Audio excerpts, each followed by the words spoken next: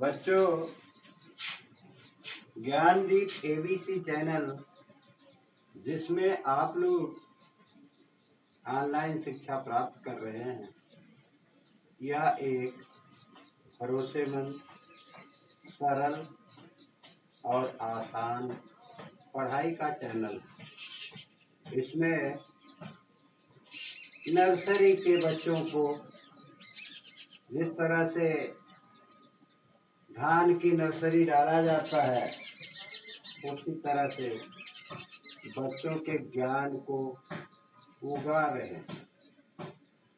इसलिए बच्चों, आप लोग ध्यानपूर्वक इस चैनल को पढ़ो, याद करो और लाइक सब्सक्राइब करो। हाँ ठीक है, जहाँ नहीं समझ में आता आप लोगों को, वहाँ आप लोग कमेंट में हमें जरूर लिखो कि यह हमें समझ में नहीं आया। हम उसे दोबारा आप लोगों को पढ़ाने का, याद कराने का प्रयास जरूर करें। इसलिए देखो, कल हमारा राष्ट्रीय त्योहार था। क्या था? 15 अगस्त का दिन। वह राष्ट्रीय त्योहार होता है। देखो, आज हमारा सामाजिक त्योहार भी आया, जिसे हम कृष्ण जन्माष्टमी कहते हैं।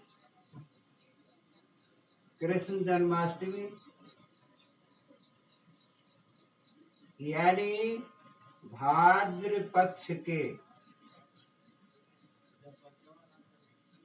भाद्र मास के कृष्ण पक्ष में अष्टमी के दिन भगवान श्री कृष्ण का जन्म हुआ। भगवान श्री कृष्ण मनुष्य नहीं, नारायण थे। वह किसी समय जब देवकी की शादी वासुदेव के साथ हुई, उस समय वह शादी के बाद अपनी पत्नी को अपने घर लेकर जाना चाहते थे, लेकिन कंस जो था, जो उसका भाई,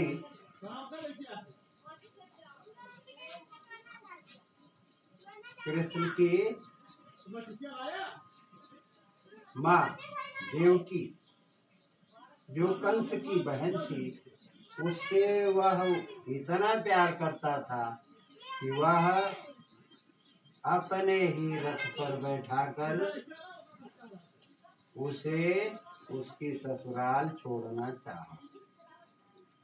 और रास्ते में एक आकाशवाणी होती है कि जिसे तुम अपनी प्रेम से, इतने प्रेम से जिसे तुम वहाँ इसके ससुराल छोड़ने जा रहे हो, उसी के 8वें पुत्र द्वारा तुम्हारी मृत्यु होगी। उस आकाशवाणी को सुनकर कंस बहुत ही क्रोधित हुआ और उसने अपनी तलवार निकाल ली और देवकी को मारना चाहा। परंतु वसुदेव जी भी बलवान थे। वह कंस से लड़े और लड़ने के बाद उसे परास्त किया और कहा कि ठीक है, अगर तुम यह चाहते हो कि तुम्हारी मृत्यु ना हो, तो इसे तुम जेल में डाल सकते हो, लेकिन इसका गला नहीं काट सकते। तो कंस वासुदेव की बात को मान गया और उसने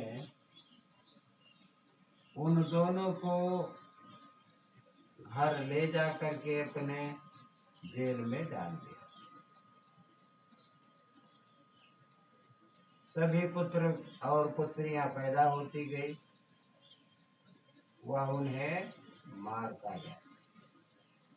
उसने शर्त रखी थी कि जब भी कोई पुत्र या पुत्री उत्पन्न होगी तो हमें सूचना मिलनी चाहिए। तो इसलिए बराबर देवकी के पुत्र पुत्रों की सूचना उसे मिलती गई और वह मारता गया।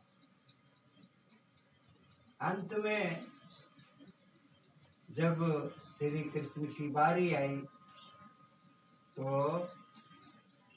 उनके द्वारा एक कन्या उत्पन्न की गई, अर्थात पैदा तो श्री कृष्ण ही हुए और पैदा होने के साथ ही श्री कृष्ण ने अपने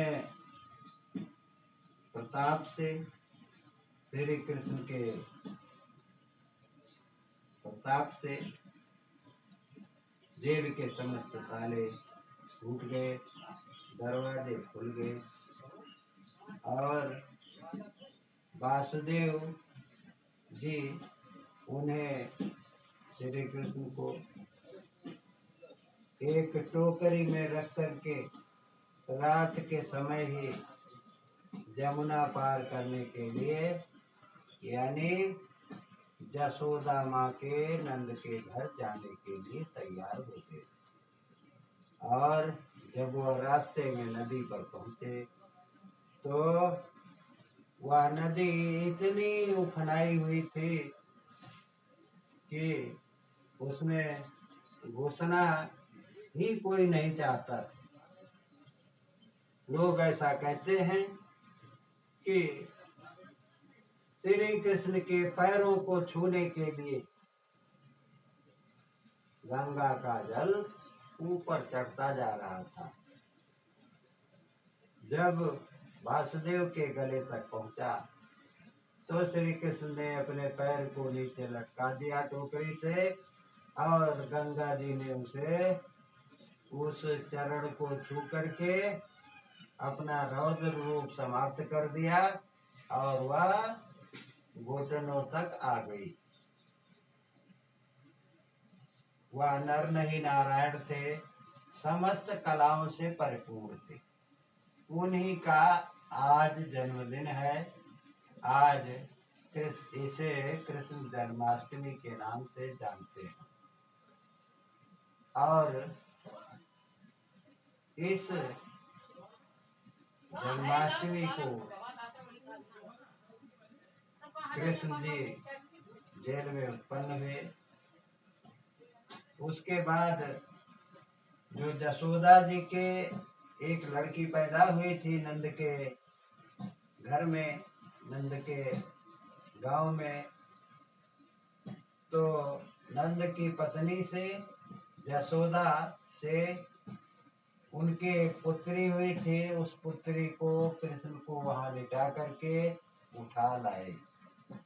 वासुदेव जी जब अपने घर पहुंचते हैं तब तक जेल पहुंचते हैं, तब तक सुबह हो जाती है और कंस को सूचना मिलती है कि पुत्री पैदा हुई है।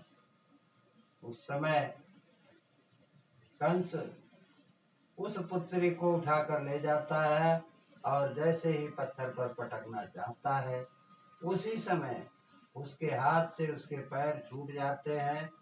लोगों द्वारा कहा जाता है कि वह लक्ष्मी थी, उन्होंने अपने पैर को छुड़ाकर ऊपर की तरफ उड़ना आरंभ किया और उन्होंने बताया कि हे कंस, जिसके लिए तुम मुझे मारना चाह रहा है वह तुम्हारा काल नंद के घर में पैदा हो चुका है।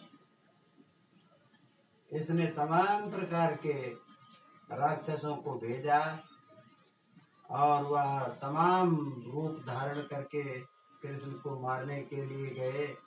पूतना को भी भेजा और पूतना के स्तन को पी करके भगवान श्री कृष्ण ने उसके खून को भी पी लिया और उसका देहांत कर दिया। तमाम राक्षसों को उन्होंने मारा अपने बाल्यावस्था में, इसलिए वह नर नहीं नारायण थे। इसीलिए हम लोग आज उनके जन्मदिन को मनाते हैं। बच्चों, आज का काम समाप्त। धन्यवाद। लेकिन कल आप लोगों को पठन पाठन के साथ तैयार रहना पड़ेगा।